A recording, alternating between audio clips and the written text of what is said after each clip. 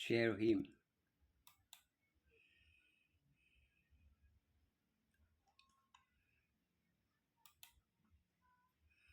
The Lord Elohim has given me the tongue of the Lord, that I should know how to speak a word in season to him who is weary. He awakens me morning by morning.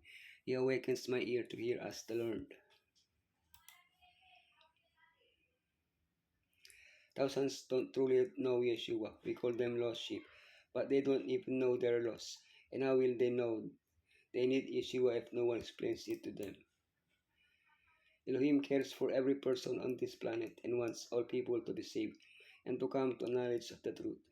This includes both those who do not know him and those who, having known him, have turned away from his ways. How has Elohim chosen to reach all those people? Through us. This is our Great Commission. What should we share? The Great Commission. How can we share? Imitating Yeshua, cultivating friendship. How to bring back those who left. Elohim seeks his children. We are looking for the one who left. What should we share? The Great Commission. Therefore go and make disciples of all nations, baptizing them in the name of the Father, and of the Son, and of the Holy Spirit. Go to all nations was the command Yeshua gave to the people who had gathered to see him after his resurrection. What were they to do? They were to go and make disciples, that is, to contact people, baptize them, and teach them to be disciples of Yeshua. Those disciples in turn taught other disciples, and so on for 2,000 years, until our own day. Now we are the ones who receive Yeshua's command. Like Peter and John, we cannot help speaking about what we have seen and heard. We can speak from a pulpit, cry out in the streets, share our testimony on social media, or simply share it with someone. We are all involved.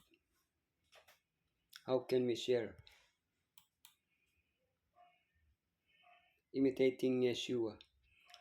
For Messiah's love compels us, because we are convinced that one died for all. What motivated Yeshua to seek the lost sheep? Undoubtedly, it was his love for us. He has also placed his love within us, so that we may share it with those who do not yet know Yeshua. Sometimes people try to force others to accept Yeshua for their own good, but that is not the method Elohim chose. Elohim did not force Adam and Eve not to sin. He did not force the antediluvians to enter the ark. He did not force the Ninevites to accept him. He spoke to them with love and warned them of the consequences of following their own paths. By imitating Yeshua, we show his love to others and invite them to follow him. Cultivating friendship. Always be prepared to give an answer to everyone who asks you to give the reason for the hope that you have, but do this with gentleness and respect.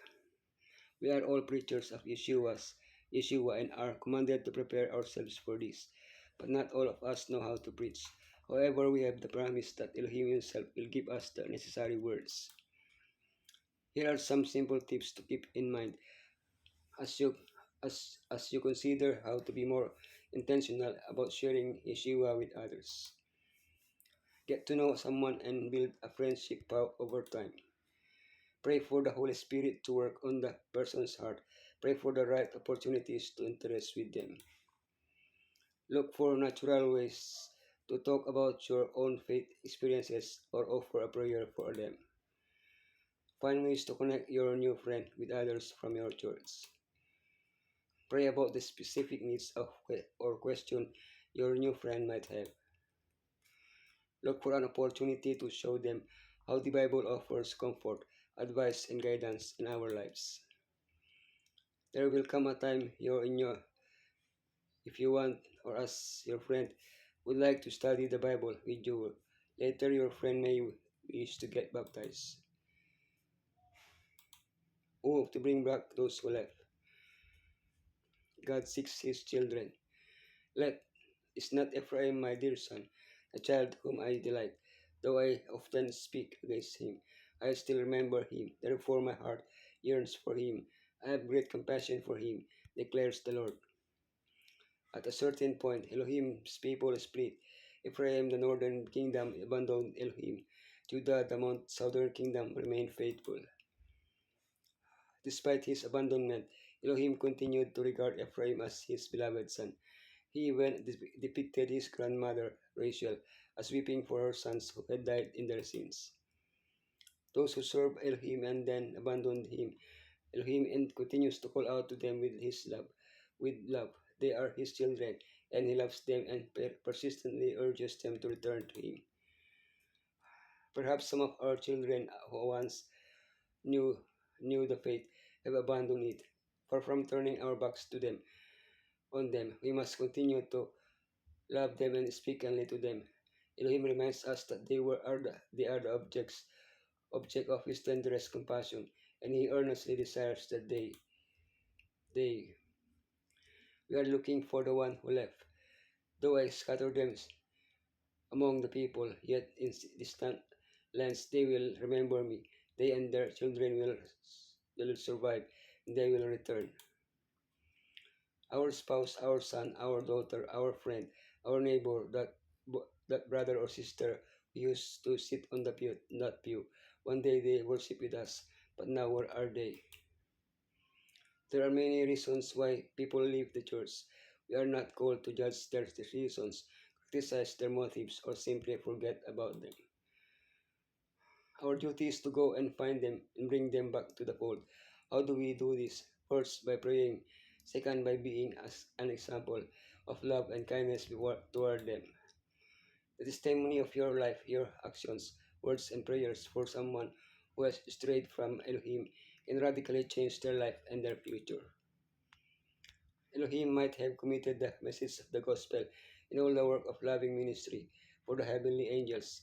He might have employed other means for accomplishing his purpose, but in his infinite love, he chose to make us co-workers with himself, with Messiah and the angels, that we might share the blessing, the joy, the spiritual uplifting which results from this unselfish ministry. If you will go to work as Messiah designs that his disciples shall, and win souls for him, you will feel the need of a deeper experience and a greater knowledge in divine things, and will hunger and thirst after righteousness.